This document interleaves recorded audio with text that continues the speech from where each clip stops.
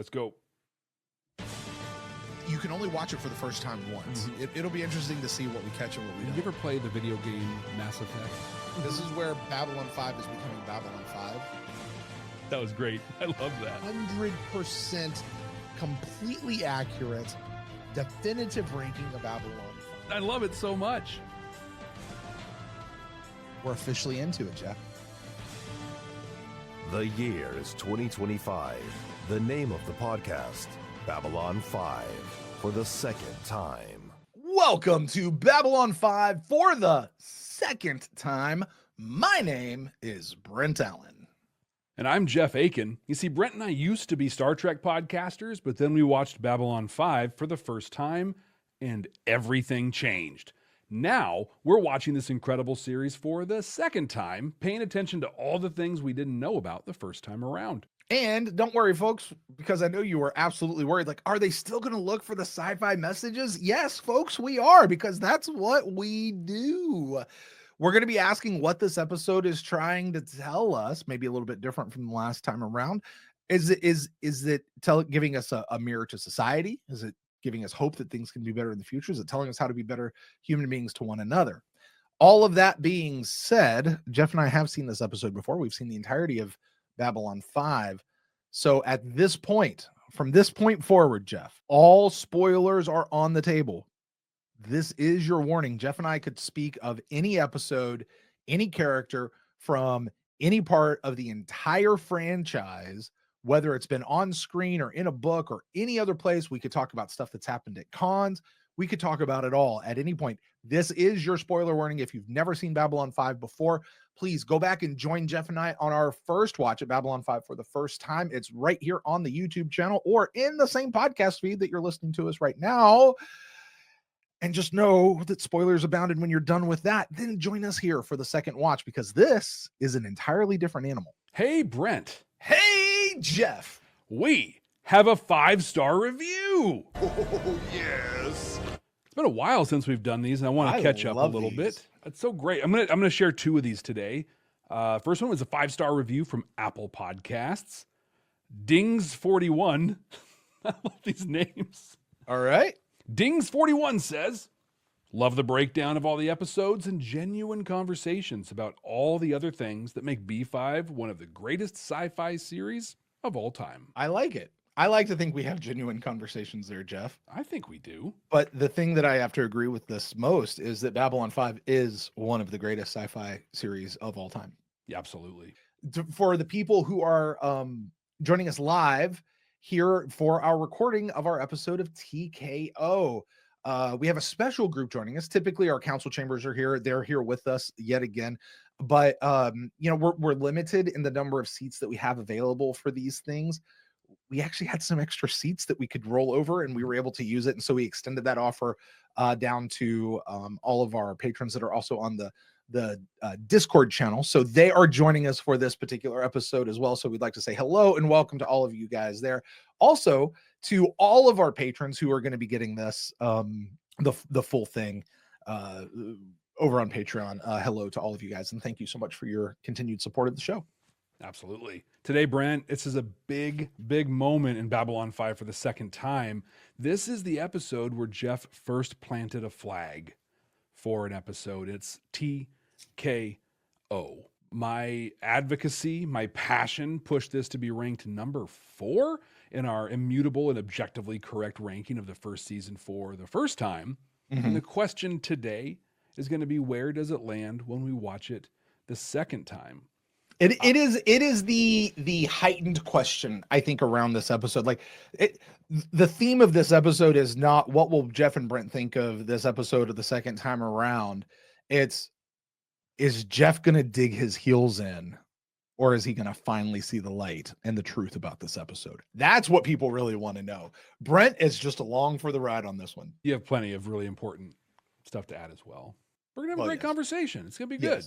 Yes. And I'm going to be the paragon of objectivity during this thing. I remember on the first watch, I loved this episode. Like, I loved it from go. And I want to, full disclosure, I think I might have shared this last week, but I have watched this episode after the first time. It's been a good 2 years since I've seen it. But when we were watching in the first season. I went back and watched this, I think 2 times because I really enjoy it. Do you remember what you thought of this the first time you watched it? I do. I remember this episode being so cheesy and so stupid. So much to the point that we got a Zima sign, a big ass Zima sign in the background of this episode. And we got some line, I don't remember exactly what it was, but it's Walker sitting there like, hey man, this is really starting to cheese me off, or just some stupid, like it was supposed to be a curse word, but you couldn't do cuss words on network TV. So they changed it was something. I don't remember exactly what it was, but I remember that coming out of this episode and just cringing and groaning. The fighting in this episode, the makeup, the costumes, the teeny tiny little ring that they're fighting in. It was all cheesy. And then I also remember this incredibly beautiful story with Ivanova, ostensibly the B plot of the episode, and thinking this really should have been the A plot of the episode. There's a rabbi that oversteps his bounds that made me love him so much. I have repeatedly said over the years, I want this guy in my life. I want a rabbi, even though I'm not Jewish. And I hope that's okay.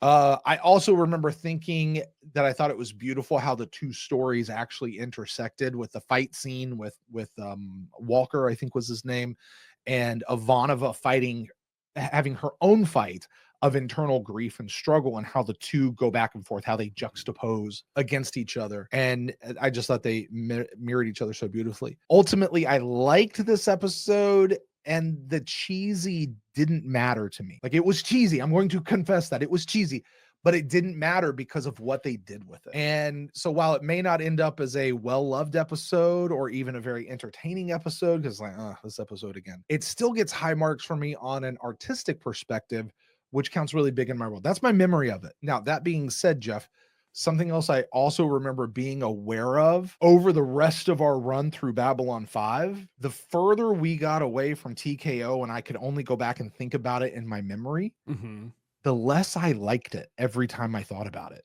You, sir, went back and listened to our first time. I did. What did you get out of that? I did. It always feels so weird because like, I'm like, here's what I have to separate what I remember before I listen to things to reconfirm. Like, I write my thing before I listen, just okay, so that's fair. So it's truly here's what I remembered. We had a lot to say about this episode, Jeff. Yeah. This was a longish episode for us as we go in. Jeff, yeah, no surprise. You actually declared this as your favorite episode of the series so far. Right from go. Look at that. Yeah, you did. After Signs and Portents too. Like, what a slap in the face to the fans. You questioned, you had this big question if the Mutari were an alien species or a group of ninjas. That's what you wanted to know. Are they an alien species or These are the questions. These are the B5 questions we need. Yeah. That's a dropped thread. Add it to the list. Boy, another thing that went not at all the way you and I thought it was going to go when we did it. The guy playing, I forget the name of the champion, the current champion, but the big guy who does the fight at the end. Do you remember who that is? He was somebody, but I don't know who it is. Yeah, he was James Jude Courtney. He's the guy that played Michael Myers. That's right. But he also in like real life was like a MMA fighter, like a legit. Yeah. And like right there in the midst of it, I went onto the Babylon 5 fan wiki page for the episode to look him up. Again, I don't think we were so tight on our no spoilers, although I will say it is possible to go to those pages to look up certain actors and not go into the spoiler stuff. And certainly that happened a time or two, and not getting into the spoiler stuff. Like, it requires self-discipline, and we exercise that. By the way, do you want to know what the Babylon 5 fan wiki page said about James Jude Courtney? What? His entire page just went, he is an actor.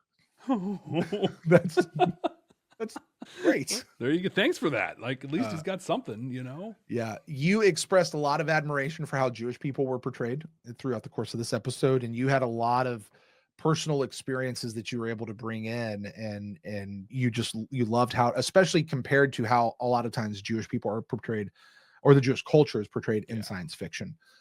So you really enjoyed that. So started a touchy subject here. Okay. That you and I would later have to go on and somewhat repent over a little bit. But I questioned out loud, of course, and this is my own ignorance, to the situation that was going on with Michael O'Hare as an actor in real life. Ah. But for the first time, I verbally said, is he just a bad actor, or is he actually a really good actor playing this character who's really, really stiff? And I couldn't tell which one it was. And so, you know, you and I would go on to have this conversation over the next bunch of episodes until we did eventually learn the truth of what was going on with him and how unfortunate that was. And we're like, we're going to take hands off on that and apologize for that. So anyway, but that started here. And then one last one that I had here, Jeff, we talked a lot in this episode about the power of forgiveness Already in this episode. And it was replete. In fact, you and I both gave this one 5 deltas on the messages. Okay. Based on what it's talking about with the theme of forgiveness. And I'd list out all the different places where forgiveness pops up. And I want to say it. So let's look for it when we go through here. There's Walker having to ask Garibaldi for forgiveness. There's the rabbi having to ask for Ivanova's forgiveness for overstepping his bounds. There's Ivanova needing to forgive her father in order for her to grieve. And then we had to see him asking her for forgiveness. Like they reshot the scene, right? Mm-hmm. And then the bigger one, which actually I thought this one was really cool. The people forgave Walker. Right. Because remember, like he got railroaded and people thought that he was just this miscreant and drug user and whatever. And he turned into actually a public hero again, which meant the people got over it and they forgave cheering him and everything. Yeah. Right. So anyway, that's just something like, as we go through this episode, bearing that in mind, that was such a big thing for us in the first round. You know, we'll keep an eye out and see if that actually really is a big thing as we go through this episode or not. Cool. Now, Jeff, I went back and listened to the episode just to see what we said. Mm-hmm. You, my friend, scoured the spoiler-free Lurkers Guide. Yes. Is there anything JMS had to say about this episode that maybe we didn't know about the first time around? You know, he didn't say a lot on this one, which I'm sorry. Andrew says, and the audience forgave JMS for making this episode. Such a meta message, right? Like it went all the way. Right. So, he talked a little bit about the Zima thing, right? He said, and we knew part of this already, but he said, we got not a dime for sticking in the Zima sign. We just thought it'd be funny. Really? Actually, yeah. Well, they were right about that. Right? It's the thing everyone still talks about. Yeah. And our buddies over at the Yum Yum podcast put the gif out of Walker Smith doing the thumbs up in front of the Zima thing. So on that place we used to go for a social media site, but don't very often. Actually, I've been there in a long time, but it's just easily came up for you. So thanks, Yum Yum. Thank you, Yum Yum podcast. It says, actually the idea of what you got. I think they were contacting us about something, and because we never go on that app anymore, I think we dropped that contact. If you guys are listening, we're so sorry, and we should go check that out. Go check it out. Go ahead. Not right now. Sorry. He goes on to say, actually, the idea of Zima lasting even into 1995 is hysterical. I keep fighting the urge to have some guy show up on Babylon 5 and say, "So then I says to him, nice station," and 5 Narns just jump on him and beat the out of him. He talks a little bit about the Ivanova storyline and sitting Shiva, and says that he's told that Shiva need not last a full 7 days. The death was not recent, and if the body has already been buried. He caught some heat, I'm guessing, in the comments about some of the application of the Jewish tradition, that being one of them. And then he also talks about the trial, because they're eating trial kosher discussion. Okay. He says, I can only shrug. Nobody's ever shown that Jews go forward into the future, place them at the heart of a science fiction show as a regular character, and no one's ever shown Shiva before in, or possibly out, of a sci-fi series. And some folks are complaining that not every aspect of a trial's kosherness was discussed at dinner time. Some days, you just can't win. Wow. And that's what JMS had to say. Every episode is somebody's first episode. And I tell you what, you pick TKO as your first. You're my kind of person. I dig it. If you're watching this on YouTube, you're going to watch us watch the episode. It's going to be right here. And we're going to watch it. And we're going to talk about it and do the reaction thing, edit it up for you so you can watch it there on YouTube. If you want to see the full thing, all the conversation we have beforehand, all the mess ups that you haven't seen here on YouTube or heard on the audio app, because we're so smooth. We're so flawless. But if you want to see how flawless we are, you can check us out on our Patreon page, patreon.com/Babylon5 first. That's the number 5 and the word first. And if you're listening to us on the audio side of things on a podcasting app or I don't know, Audible or some other place, you're going to hear the reaction. And then Jeff and I are going to meet you guys on the other side where we're going to share our thoughts. We'll talk about any new messages that we might have come out with or anything like that. So Jeff, let's go watch an episode. Let's watch TKO. Let's do it. Let's watch TKO. Episode TKO is the episode we're talking about today. The better boxing episode in sci-fi. Liner White Star arriving from Earth is now docking in White Bay Star. 5. Passengers. Whoa! They called it the White Star. It's Liner White Star. Wow. And here comes the villain for the week. Yeah. Wasn't White Star, wasn't that also the line that had the Titanic? It's not every day you meet a man with such The White an Star line? interesting I think it was. calling. Same here, Rabbi. Take care. Shalom. All right, who's this alien, Jeff? Slappers. With a med lab seal yet. And I bet you two beauties are a couple of brain surgeons, huh? Wow, that is. Ow. Stolen slappers. One of these days, Garibaldi, you're gonna learn to watch your back. Oh, Whoa! there's the thing. Whoa! There's the thing. It's a thing. It's because you and I know that Sinclair tells him to watch his back in Babylon Squared But this is the one that matters. because he's gonna get shot in the back in Chrysalis, right? Like we've known that. I didn't know this. right. Like this is a thing for It's him. yeah, here. It's like He ha, doesn't ha. watch his back. And look at him smiling. Ha, ha, I got that. I'm good. I like the fact they already got the Z in the background right up here. It's a little Yeah, yeah. precursor. It's getting us ready. Suzanne says in our first time video, we mentioned the watch your back and wondered if it was going to be a thing. And you and I were both like, nah, not a thing. Andrei's death was a great sorrow for all of us. Before he died, he entrusted me with a legacy. Your legacy. I was going to give it to you after his funeral. Did we ever find out what this is? The station was in a crisis. What at the is? time. What the legacy is, the thing he's going to give her? Of course, you're a military officer in an important position. Duty must come first. Is this episode written by JMS? No, Larry DiTilio. So, Okay. you sat Shiva here. I haven't set you up. Yeah, funny thing about that, Rabbi. Done. I'll sit with you. I'll arrange everything. I'm afraid I can't. My duties here are very extensive. I just don't have the time. Besides, it's been several months. There's no point. There's always a point. I see. Well, I like that. He doesn't like argue with her at all. He's just like, I'm okay. staying over in the sanctuary area in, what do you call it? Blue 3. I'll take you there. No. The sanctuary No, area. you- Do we ever hear about that again? But you will have dinner with me tonight. Of course. I'll come by at 2000. Dinner at 8 o'clock. That's 8 o'clock. late, man. That's very late. That's late. I usually stop eating by 8 p.m. Yeah. Such mishigas. You've done well, Suzichka. Andrei was very proud of you, and so am I. Oh. Thank you, Uncle Aww. Russell. Oh, and you dropped the uncle. Oh, yay. And she's like, oh no, the guilt. The guilt. I wonder, was there just a special relationship with him and her family? Or is that typically how Jewish No. parishioners, I guess, are with their rabbis? Like, This is the thing, man. Like, I don't know how it is in like for people in synagogue or things like that. I don't know, especially in the future. But Yeah. like there was a time Mhm. that was every religious community. You just had each other's backs, you know? And like the pastor was a pastor or whatever. And if there was a need, people showed up to fill that need. And it's just not how things have worked for a long time, you know? And Yeah. it makes me sad. Like seeing this is like, wouldn't that be something if like you had a bad thing happen in your family and your rabbi or your priest or your reverend or whatever was like, hey.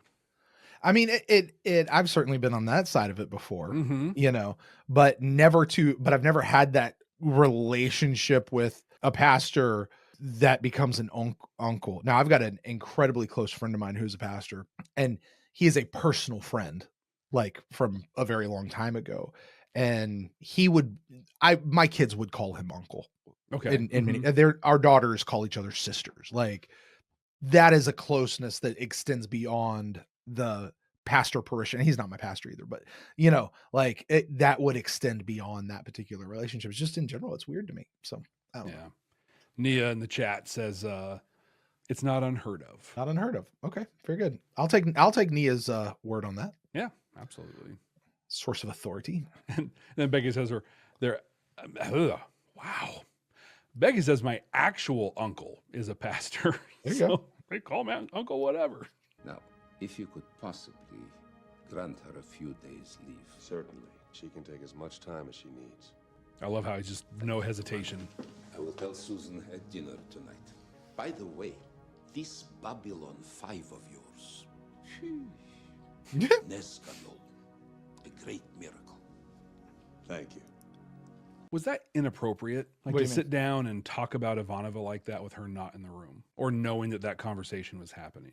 I don't think so. No? Mm-mm. Yeah, I'm not sure. It just felt like No. it felt a little weird. It might be with today's, what we might say, sensibilities, and our focus on consent. But I think, I don't think so. I don't think he said anything to Sinclair that was like Damn. confidential. No, like confidential information, like he didn't betray any trust there. Just explained what's going on. What I appreciate about this is this is not gossip. If you define gossip as you're talking about situations with people who have no impact on the outcome, they can't fix it. They weren't a part of the problem at all. Sinclair can help fix it. He's got to give time off. Like he needs to understand. So I think it was actually rather appropriate now that you asked that question, but I can see why it might feel a little icky. Yeah. Yeah. Yeah. And over in the chat with our Patreon folks that have joined us, there's some good conversation on both sides of it. And kind of a theme in a couple of them is that well-intentioned, but sometimes inappropriate meddling can be very in character. And I remember saying, and I'm still going to stick by this because I still feel this way. I want somebody to meddle in my life like that. Like I do. I want somebody to do that for me. You do, but what I know of Ivanova, she does not. No, but I also love as we're frozen here and you can see Sinclair's face. Like one, again, I think he looks tired, but also like he feels like he's doing something good for someone, like a friend. They're coworkers, but they're friends. I know we talked about whether or not he's a good actor or not, or if he's just wooden and stiff. I don't feel like he's wooden and stiff so far. Yeah, I don't either. In this episode, maybe later on as we go, but I don't feel like it right now. And I think that's just testament to how you and I have come around on his performance here in the second watch through. Yeah, big time. He was so terribly afraid of losing you as he lost Sophie and Ganya. He lost me long before that. Is that why you won't sit Shiva? No, I told you my duties won't allow it. We've got 3 trade convoys due by Saturday and... Funny thing. Sinclair seems to think he can handle it. And he said you could have as much time as you need. You spoke to the commander about this? She's not mad that he went and spoke to the commander. Should not have done that. She's not mad about what he did. She is mad. She is scared and mad about having to actually sit Shiva. To face and her reality. excuse is now gone. I don't need anyone to take his That's place now that he's gone. The word she's saying here is not actually the real feelings there. Yeah. I think it's that, like how it's to face reality, and she's feeling out of control. People are making decisions for me, and they're decisions I'm scared to make. Well, and she did verbalize that. People have been trying to control me my whole life, and you're not going to control me. And in this case, he's trying to push her to go towards this thing, which is good for her. Sometimes you got to make kids eat their vegetables, though. Yeah. So, And as rabbi, that's how he sees it. Yeah. Yeah. You were negotiating the Euphrates Treaty at the time. I was needed here. Do you remember the Euphrates Treaty? Yeah, that was around the Regesh 3 stuff. And that's what they to sit Shiva for your father. That's what Veer ended up being able to negotiate, and Kodoth were able to show. Gotcha. Yeah. May I return to my post? No, you may not. Have a chair. Dude, he is so soft-spoken on this with her. I love it. Like, because, Sinclair can get real deep. Like, he can get real, and commanding. And here he's so soft as he goes through it. I love it. I couldn't run this station without you. Your father's dead. You need to express your grief or it'll eat you up. Tell her. Yeah. I appreciate your concern, Commander. Now, if I may return to my duty. Okay, let's have this conversation, Jeff. Okay. Let's juxtapose how Rabbi Koslov approached this versus how Sinclair approached this. Okay. Because they both did the same thing, right? Right. They Just both from were like, you're going to do this. You should do this. I'm telling you to do this as your friend, as somebody who cares about you. But they both approach this in very different ways. Mhm. What do you think? Well, it's interesting because I think Rabbi was approaching it as if she was, little Susan. Yeah. This is the right thing to Yep. do. This is what it is. Yeah. Sinclair's taking the friend approach. These are and really it's such a great message. These are your feelings, and you have to feel your feelings and you have to express them.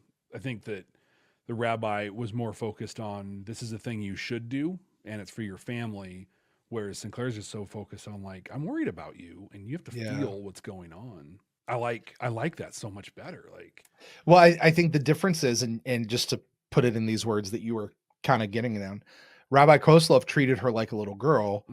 Sinclair treated her like a full-grown woman, like a full-grown adult. Yeah. But notice the difference in how she responded. She responded out of it. She was saying the same thing to both of them. And it wasn't being angry and mad necessarily at either one of them. It was, I don't want to do this. And my choice is my own. Right. Like she said that verbally to both of them, but she was able to approach it much calmer with him because he treated her like an adult with respect. Whereas Rabbi Koslov, and this is probably more just due to the personal nature. I mean, Jeff, will you ever be able to see your daughter as not your daughter? Oh, she'll be my little baby forever. Exactly. And Rabbi Koslov, because I think he's Uncle Kosel to her, right? She's still always, that's where he's going to be. And I don't know that either one of them are wrong. That's the thing. Exactly. Because they have two different relationships with her coming from it. It's just one works better than the other. And it's interesting how TV interjects itself here, because I think there's a level with Sinclair, there's a level of professional inappropriateness. Like he's her commanding officer. There's a power dynamic there that makes this a difficult conversation. It makes it more difficult for her to say, I'm making my own choice. Yeah, right. I think there should, it isn't wrong, but there should have been a, hey, Susan, as friends, like I feel this thing. Because there is a different way you would approach this as a manager or a commanding officer or something, in terms of just like, very important to me that you do whatever it is you need to do to take care of yourself. If that means time, if that means reassignment, if that means whatever, I'm here to facilitate whatever that is. If you need to talk, I'm here to talk. It's just a different approach. But yeah, I think both are right. I think Sinclair's a little more effective. Sinclair's was a lot more effective. A lot, yeah. He's connecting with the actual person instead of the memory but of the person. It's interesting that I think you put it in a really great way. The difference is you treat one like an adult versus treating them like the kid that you see them as. And Susan, before you make that choice, make sure you know what it is you're really feeling. Yeah. Is that a donut? It's good. What is it? Yolk tree. Fried tree worm. He did anyway. Yeah, if you liked it. Of blood comes Lukar of the Drazi, the bravest of his race.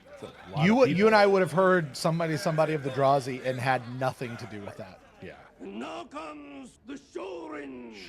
Master of the Motai, bravest of the brave, Gior. We never see these aliens again after this episode, do we? No. So you got a yellow belt and a red belt going at it. I wonder if the belts have same significance that we think of in martial arts today. I think that most of them have yellow belts except Shorin. Like Shorin gets to wear the red belt. There's a Bakiri. We just saw Bakiri. All right. How's this fighting choreography? It's actually really great. I don't feel like that's as bad as I thought it was. No. I really don't. Here's the thing. It's not corny. Fights like this can be so corny. They can be so bad, but they have like these tight shots in. So there's not a lot of room for mess up. They've got space to hit everything they need to hit. The sound effects are in line with what's going on. Like this is a really well produced television fight. Like if this is a movie, right? It'd be more flashy stuff, but the still angles they've got. The Shorin triumphs and remains. Michael Myers. Big dude. Who is brave enough to challenge Szechuan? Szechuan? Are you I'd nuts? go for some Szechuan. Didn't you see what just happened in there? It's my only shot, Mike. That's kind of, he just fought a fight and you're going to turn around and offer him up to somebody else in the audience? Like money in the bank. Gotta cash in. Except the outcome might not be as predetermined. Right. That might be 10 Your feet. people do not walk in the sands of blood. They fear the Shorin, but I am the bravest of my race.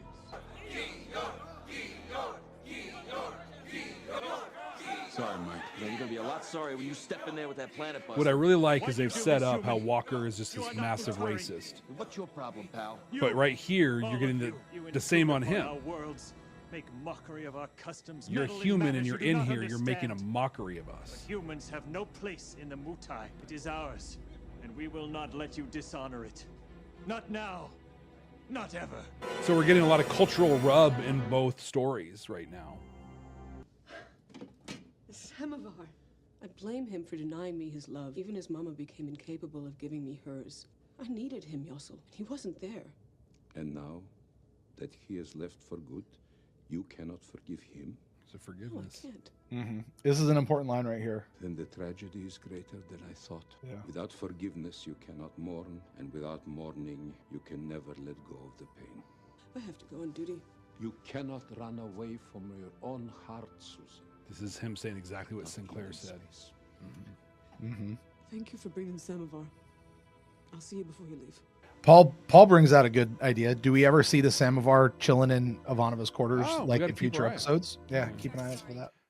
I do really appreciate the Jewish tradition in that, like, at no point in there was he like, if you don't do these things, your father can't truly rest. Oh yeah. Right? Yeah. So many other faiths, you do things for the other, the soul or the whatever the person. Jewish faith is like, no, you got to take care of you. Like, let's make sure you're still good. But Susan does what so many people do. Ivanova does what so many people do. She hides behind her work. Yeah. Keeps it going. Did well last night, Arthur. I want you to know how proud I am of you, Susan. But a father should give his daughter love as well as respect. In that I failed you. I'm sorry. Forgive me. It's a good apology. I mean, don't wait till for your deathbed to say those things, but Uncle Yossel? he said them. Oh, it's good work by the soundtrack there. Stay. Help me sit Shiva. I was not a fan of the edit there. No, because she's having this moment. She's like, Uncle Yossel, and then it cuts to her walking up to him.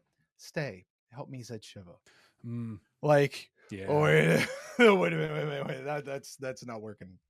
That's not working. In sports, Babylon Doesn't 5 answer is the about question to be the site again. of a history-making event as ex-Sports Corp boxing star Walker Smith prepares to be Not the a first fan of the team font of the word sports back there. There's the Zima I sign. tell you, Mike, history. I'm gonna turn in. See you tomorrow, buddy. Oh, I missed the stroke off, which sounds really awful and inappropriate. You're the best I've ever seen. Here it is. Here it is. Yes. With the Zima sign right there. Yep. So perfectly blocked. May I have a word? Of course. I'd like to take your offer of leave. Granted. Thank you. He does look a little high right now. Yes, sir? Yeah. I believe it's customary for friends to pay their respects during Shiva. I'll see you there. I'd like that. So I like that, where he's like, friends, right? Like, let's define what relationship I'm leaning on right now. You know, it's because of this episode and because of what Sinclair did there that when a Jewish buddy of mine, when his mother died, Yeah. I felt the courage, I guess, to go to the funeral and be a part of that. And above all, to peace. One of the things I remarked in the first watch is this whole thing that goes back and forth with Walker doing this fight, this thing of violence, where Ivanova is sitting Shiva for a man of peace. Like it's just an interesting side by side. Just to put some exclamation points on what I was saying earlier, Paul in the chat says the movie Amadeus, one musician struggling on each note, the other just letting the music sing. And then Mega, beautiful.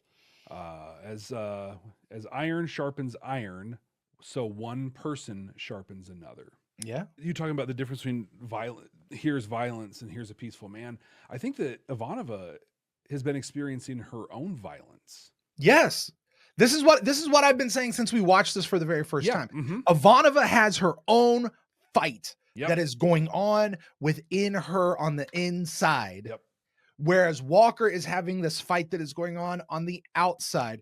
And that's what makes the artistry of this episode stand so far and above almost any other episode. What's going on in the ring with Walker is metaphor for the internal struggle that's going on with Ivanova. Whatever else you think about this episode, the artistry of how they pieced this together is phenomenal to me. And I think the fight they're fighting is very similar. They've set up this Walker Smith story very plainly. Just, I mean, they've laid it out. I'm a racist. We are exclusionary. I'm going to learn your ways and then ultimately come to respect. But that's the same thing happening within Susan. I'm going to say Susan on this. I am an Earth Force lieutenant commander. I am a Russian Jew. I am a daughter. She has these cultural intersections that are exclusionary to each other, and she realizes through this that they can actually all be together. Her, and they can all be together. You don't have to be a compartmentalized human being. You can actually be an integrated person. Yeah, and we're seeing this occur in both stories, beat for beat. Yeah. When you do, and keep moving. Don't let them trap you. This time. It is time. Okay, Rafiki. Papa took my hand, and he turned, and as we walked out, he said to me, "It was a good question, Dushenka." I like how this is reframing her memories of it. I was just thinking that. Because of being able to say Shiva, she's now able to think of other memories as she remembers her father. Walker Smith of Earth, the bravest of his race. The guy, the white guy there. He's like, "Whoa, me." This guy's the guy to watch. He's like, "Oh, filthy human." Bravest of the brave. You know, Soon Tech-O looks so. He looks so stiff. Yeah. Under all this costume and makeup, he's all like. First fight's the championship fight. Pretty big deal. Well, his fist came around super fast. So this is the point where like Walker Smith's doubt and his not belonging is shown. Eeyore's just working him over because he is foreign to this. Trying to find his footing, but can't do it. Oh, he's cut. Karapa's like, maybe I shouldn't be Katao. The things I know aren't working. I can't come in this as what I am. I have to bridge the gap. Look like there's a... Hey, he got a little something on that one. Mm-hmm. He's been doing blow. No one makes me bleed my own blood. The mule. But see, he's changed up his style a little bit. He's realizing he can't. He has to be more.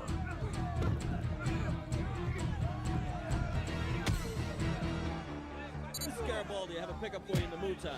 See, I do find it a little unbelievable that he goes from as inept as he was at the beginning of the fight to just kicking ass this quickly in the middle of the fight. Really? Although they're limited on time for the episode, but still. Yeah, but also I think like part of the story is he can take a beating, right? You know, he's resilient, thick skin, all the things. But I think that's part of the thing. You go in, you fail a couple of times. Yeah. Adjust, come back at it and do it differently. And yeah, they just had to do it a little quicker than normal, but like in a fight that happens instantaneously sometimes. Though it's traditional to recite the morning prayer in Hebrew, I would like to read it in English tonight. I loved this. My good friend Jefferson Clare. I loved this. The first time around, I talked about this a lot. The fact that she's going to break a little tradition for the sake of her friend who was there. Of compassion, and for us listening as well. Grant perfect rest beneath the sheltering winds of thy divine presence, among the holy pure who shine as the brightness of the firmament. To Andre, my father, who has gone to his eternal home. Okay. So to your piece, okay, the beginning of the fight, Walker is out of place. He's out of disjointed. The beginning of Shiva, Ivanova is just sort of sitting there and she's kind of jovially just, you know, Rabbi Koslev's doing his little speech at the beginning, right? And she's just like, whatever. Walker comes in and he kind of starts adjusting and finding a spot. She starts sharing the stories and having better memories, you know, and now she's going through this whole piece fighting this I mean, she's in the fight of her life right now on the inside, right? With the struggle, she has held on to her anger and resentment for him for so much. And what did she just say? To a father whom I loved. Yes. Right. So, you know, I'm going to stand by what I've always said. The two match up. I can see it more plainly this time too. It's just hers. And that moment right there. I had that moment when my dad passed away, my biological father. Yeah. I talked about that in the other episode, so I'll let you guys go listen to that there. I won't rehash it here. But just the acting, Claudia Christian, right there, is so real. And I think this is where I think some people get mired up in this episode. The Ivanova story has nuance. There's acting. There's actual like internal struggles in both, like in Rabbi Kozlov, in Ivanova. There's like real stuff happening. In the Mutai story, it is right there. Here is the thing. There's no nuance. It's just boom, boom, boom. But I think that actually heightens the impact of the nuance, right? It's not. I've been saying this for 2 years now, Jeff. Yeah. Yes. Yes. Yes. I even love that their blood is a different color. I'm just glad that the Shorin's blood is not green. Yeah. But it's just highlighting these are different people coming together. One of the criticisms I had in the first run, and I'm going to re-highlight it here, is the sound effect they're using for these punches. It's the same effect over and over. It's just hitting the same button again and again. It's not different effects at all. It's just oh, they're different. They're different. No. You got boom, crack, whoom. Listen, this is not Batman, okay, dude? Lay off. Katow. I just don't like how you can't throw punches like that and just keep taking it. Like, that's just not physically possible. It is done. All right, this thing was supposed to be to the death. It's over. That's a draw. What did he just put on his wrist? Slapper. Probably like a pain thing. Look at his hand. Let's see his hands all like bloodied up and everything. Take your belt off and give it to him. Or Hawkmara. There's a Jakar. A Narn. It's total Rocky IV moment right here. And here's the thing. Rocky IV ended the Cold War. Yes, this is a TV show, so it's not as big, but it's the same thing. Well, you know, Mega just posted over here in our chat. The Mutai advanced human alien relations more than any diplomatic meeting could. 100%. I don't think he's wrong about that.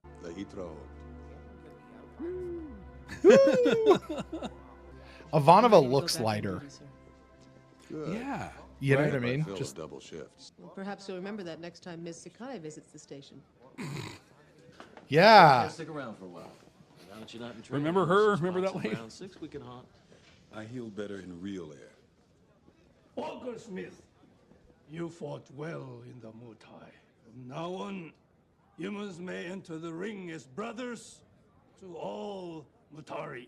If you ever return to the Mutai, I will stand Katow for you. I wouldn't want anyone else. Garibaldi's right here. there. See you when I come back for the rematch. You know, there's a whole other parallel here that I didn't catch before. The power of mentorship for both people, right? You've got Dude, and then with Rabbi, you know, like there's just that whole, I'm a person who's a couple steps ahead of you. I've had my moment, and now I'm going to help. I'm telling you, every facet of this story, like we've said this so many times, but watching it, here it is. Every facet of the story. Something I haven't done until you just mentioned that is the comparison between Rabbi Kozlov and the Muta-Do. Yeah. Because they're effectively serving the same purpose, right?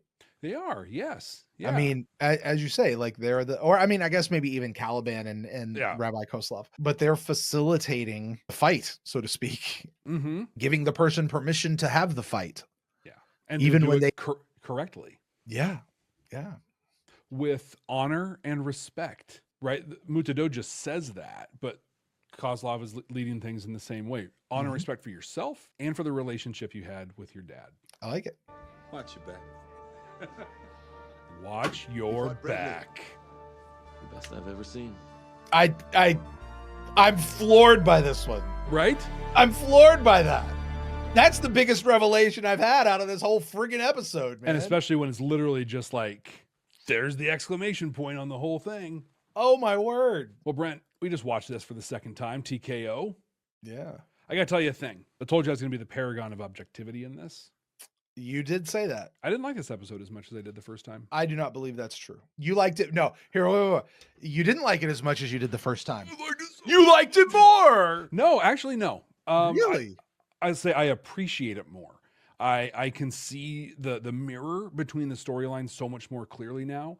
I also, looking at it would make the case that the A story is Ivanova's story. Like that's the real story in this. Just because it started and ended on the Mutai piece doesn't necessarily mean it's but the only reason like that what really hit me in this one, I think somebody said it in the chat in here, but outside of that one whoosh of the soundtrack when Ivanova ran to Kozlov, the soundtrack in here was not good. It was corny. And I think it like sucked the life out of the end, that ending scene. It sounded awful.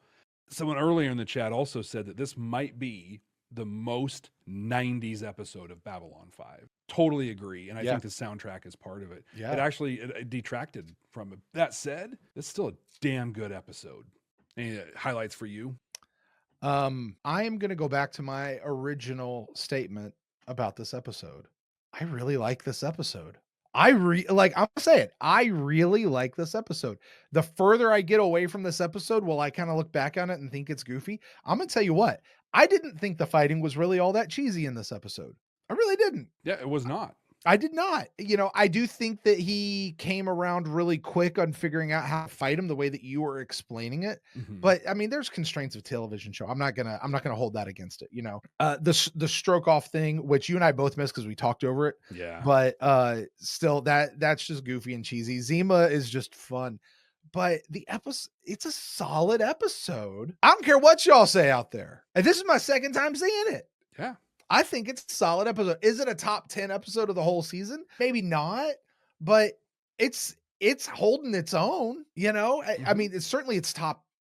Well, I don't know. I'd have to look at the whole rest of the season. Yeah, we got more work to do there. But season 1 of Babylon 5 is really terrific. It really is. It's got a handful of that wasn't a great episode. I'll tell you what, this is not one of them.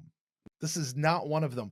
And I'm going to stick by what they meant or what they did in this episode, the artistry that this episode shows, the way that they show the Jewish custom of Shiva, which is not done. It certainly wasn't done before, and we haven't seen it been done since. It might be out there somewhere on some film that I'm unaware of, but for the most part, in normal pop culture, the greater thing, we've never seen it. You are not wrong to say that the whole fight sequence and stuff, it tells its own story as it goes through. You're not wrong when you say that. This is a good episode. Yeah, I think so. And I think I don't want to take anything away from people who don't appreciate combat as a story. That's a very valid point. To utilize violence as a form of storytelling, if that's anathema or I get that. That's 100% valid for those of us that see violence as a way. And the thing is violence, right? And violence can show up in a lot of ways, and there's physical violence. But the thing is with so many, when it's a sport, I don't think of it so much as violence. I think of violence as being chaotic and out of control. I don't know what's going to happen. And it's so violent. The violent wins, the violence of an abuser, or it's like I don't know what's coming, whereas in combat what's up, right? Like yes, it is a form of violence, but it's they're not apples and apples. But also I acknowledge the personal feelings and totally validate them. If you're not that person and you don't see what we've been talking about in this, I'm begging you to watch this again and literally just take your preconceived notions and set them aside. Because this is a really well done episode. And I'll even go so far as to say this. If you think this is not good or bad, and you like A Late Delivery from Avalon, I want you to do some introspection. They're both full of cheese. They're full of camp, right? This one tells a good story, though, and tells it well. Late Delivery from Avalon tried to tell a good story. It did not do it well. But the actor, but the guy. Yeah, the guy. All right, I'm going to get off my soapbox. Dylan does bring up a little bit of a good point over here in our chat. Says the fighting plot felt overdone back in the 90s from Rocky to Karate Kid. We've been doing this plot line a lot. So to bring it into an episode just felt overdone by 1994, 95, whenever this came out. So I could maybe understand what you're saying there. I'll tell you one of the things that's interesting to me, Jeff, as often as we've talked about this episode with other people, we've seen comments. We get this one comment. Dylan actually just said it there, and I've seen it half a dozen times in tonight's comments chat, and I've seen it 6 dozen times in our comments on YouTube and Patreon. The Ivanova storyline is great. The fighting storyline is just awful, which is similar to actually something that I've said, which may be where the group think is really sinking in for me. I'm fully admitting that. Like, that's the thing that's getting into my brain here. But as I watch this, I'm kind of going, actually, it's not that bad, you know, going through here. So I will say, absolutely, the Ivanova storyline is better. Yeah. It's executed better. It's acted better. It's written better. It is better. But that doesn't mean the other one isn't good. Well, you also came out saying the Ivanova storyline is the A plot. Mm-hmm. You know, but as we know from Gray 17 is missing, whichever part of the episode gets the title line, that has to be the A plot, right? Right. Yeah. So I mean, TKO is a much catchier name than Shiva for an episode, right? Like sitting Shiva. Unless it's the league, and that's a whole different thing. Right. I did pick up something new out of this. Not new. Actually, I think I've had this thought since we watched this for the first time. I just didn't know that I was allowed to say it or how the best way is to say it. Okay. But I'm going to say it now. Maybe it's still not the right way, but whatever. I'm going to say it now. Walker Smith is Eminem. All right. You know what I'm talking about? Talking about the rapper. I know who Eminem is. Yeah. I'm not talking about the candy. I'm speaking of the person, Eminem. Walker Smith is Eminem, and here's what I mean by that. Walker Smith goes in, and what does the guys say to him there in the mood of ring? You can't come do this. You're not one of us. This isn't for you. We're going to keep you out of here, right? Eminem enters a form of music that is not for people like him. Right. Hip hop specifically is 8 Mile, a TKO remake. But hip hop is specifically a black form of music, an African-American form of music. It is. I'm quoting 50 Cent here, but then Eminem comes in and he does it better than most everybody else out there. And he's white and y'all are tripping about it. You know, I find an incredible parallel with these two things. Like, you can't do that because you're not okay. Let's take this thing that's happening in alien culture, right? Let's take this thing in sci-fi where we take a mirror of Earth society and we put it out there so we can see it for ourselves, right? You can't do this because you're not of my race. Right. Somebody said in the chat earlier, when Bruce Lee started wanting to teach martial arts to Americans, he was like, I don't know, beat up. A lot of Asian people came after him because you can't do that. That's ours. You can't allow those outsiders to come in and get our thing. Turns out, you know, I don't know. I mean, I don't know what the message is here, except for just, I feel that's kind of a dumb way to be about stuff. Yeah. Now, I'm also saying that as the white guy who's intruding on everybody else's culture and stuff, I guess. Like, I guess that's supposed to be the thing. But like, do we really have to have those lines drawn? Like, if somebody's actually just good at it, does it have to matter? I honestly think that the Mutado gave us the parameters for that. Like, there's cultural appropriation, and that's not okay. Then there's participating in a culture. And the difference is honor and respect. Yeah. And I think like Eminem is a great example. He didn't come in being like, oh, y'all suck. He just came in and was like, look what I got. Mm-hmm. You know, Bruce Lee. Hey, you all don't know how to, nope. Look what I'm bringing. Look what I have here. Yeah. I think it's yeah. I think that makes a lot of sense. Jeff, did you get any other new messages or anything out of this watch through? Just one we talked about a little bit, but the line that Ivanova said about Andre, that humanity doesn't belong in space until they can live peacefully on Earth. Like, and what let's get our own house cleaned up before we go mess up somebody else's house, right? Like, people are talking about, we're going to colonize Mars, we're going to this. Well, you don't get to ruin one planet and like kill a whole bunch of people and then go do it somewhere else. You got to take care of what you have. So not much. I just liked the line. Counter argument though. Okay.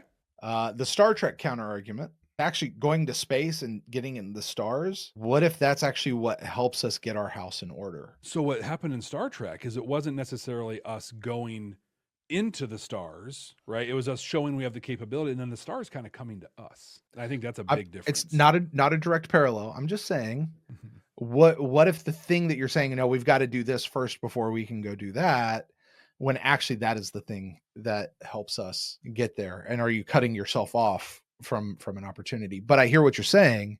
If we're messing up our own deal here, why are we going to go just mess up somebody else's deal? As we've seen that in so many other places. And we've actually seen that happen in history. Yeah. Right. Look at the industrialization of Europe that's spread across the world to destroy natural, beautiful lands elsewhere. Like Nia makes a good point though in the chat. Like there's Andre saying that we have to take care of home first, but Walker had to go into space because home wasn't taking care of him. Oh, that's deep. Yeah. That's deep. He had to go get the respect of the universe before Earth would give him the respect back. Absolutely. Yeah. Yeah. Well, Jeff. Yeah, we're there, aren't we? I think we're there. You know, we've talked about new things. We've talked about all the stuff. We're not going to rehash everything that we talked about in the middle of the video. A couple new messages that we have there. We've got really one thing left to do, Jeff. It's to place this in our 100% completely accurate, absolute, definitive ranking of Babylon 5 Season 1 for the second time. Jeff, I'm curious where this one is going to go. Our current top 5 is Signs and Portents at number 1. Deathwalker is number 2. War Prayer is number 3. War Prayer is number 3? Really? Wow. Yeah. Sky Full of Stars is number 4, and Believers is 5. Jeff, I have a feeling this is going to find its way into the top 5, at least right now. Maybe not. Maybe it will. Where are you placing TKO? Get ready for a shock. It's not going in the top 5.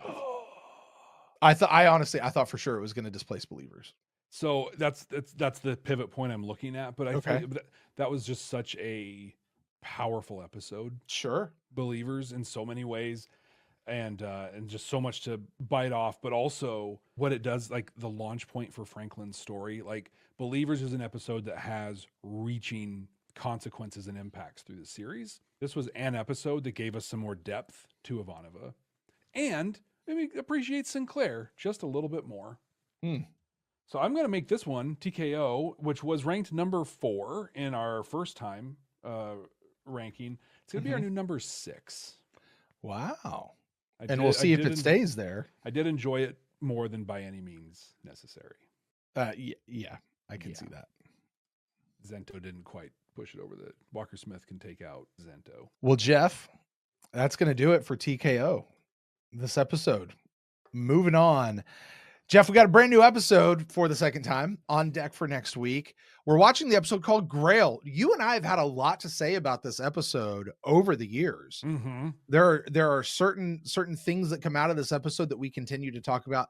The biggest one, I think, is talking about how having the right guest star can elevate an episode. Yes. And I'm excited to dive back into this one. Jeff, do you remember, though, need you go back before we watched Grail? Well, actually, I'll tell you what. Let me do my prediction first. Okay. What I predicted, because it's, I think, going to affect some things. Yeah, I'm pretty sure I remember what I predicted. So Here's what I said. I said, this is Indiana Jones and the Last Crusade. They're going to rip the whole movie off. They're going to be out looking for, and I said it couldn't be anything different. It had to be this. They're going to be out looking for the Grail. They're going to find a knight who's going to be like, you have chosen poorly and you have chosen wisely. And they're going to have 3 trials that they got to get through. It's a treasure hunt. It's a beat for beat ripoff of Last Crusade, and it can't be anything different. And if it's not, I'm going to riot. That's what I said. Jeff, what was your prediction? I said that I think it's going to be exactly the same thing you think it's going to be. You and I were so great on this one. Like, I've got it. If I'm one of you guys out there, I hear us say that, and I'm just like, yeah, you guys are way off on this one. We will get. I mean, this is the one where we get full frontal Londo, though, right? Yeah. Yeah, we get full frontal Londo. We learn stuff about the dude. Is it? I think so. Is it not? I think it is. I think it is. I'm pretty sure. And we get the and Jinx. So we get the Knuckling feeder. Yeah. No, I think full frontal Londo is Quality of Mercy. Actually, is it really? I think so. It's much later. Really? All right. I think. All right. It's been a while. All right. All right. Well, we're gonna exactly just how far off we were, which is pretty far. Next week when we come back here. Hey, we've been here for a long time tonight. This has been a longer than normal episode, as was our first run through of this episode. There's a lot to dig into in TKO. a very fairly ranked top 6 episode of the season so far. Join us next week, see where Grail lands. It's going to be awesome. Thanks for hanging out with us. If you're on YouTube, make sure you're subscribed, hit the bell, like us, comment down below. If you're on a podcasting app, rate us, write a review if that's a thing that you can do on the app you're listening to. It's awesome. But regardless of where you're watching this, do us a huge favor, massive solid, and share this with somebody who loves Babylon 5, hates Babylon 5, has never heard of it. Just share it with somebody. People need to know how great this show is. So with that, we're going to wrap it up. Next time, Jeff. Yeah, Brent, what is up? Hey, so I got a thing coming up. Mm-hmm. You may or may not know this. I've gotten into a little professional wrestling, a little MMA type stuff. And man, I was wondering, how would you like to stand in as my Katao? What? Come on, from the thing. My Katao. Katao. What do you want me to do? You want to like hire some cheerleaders or something? Ah, dude, just come be my corner man. You know, be there when I need you. All right, man. I will always be your Katao. Oh, gee, thanks, Jeff.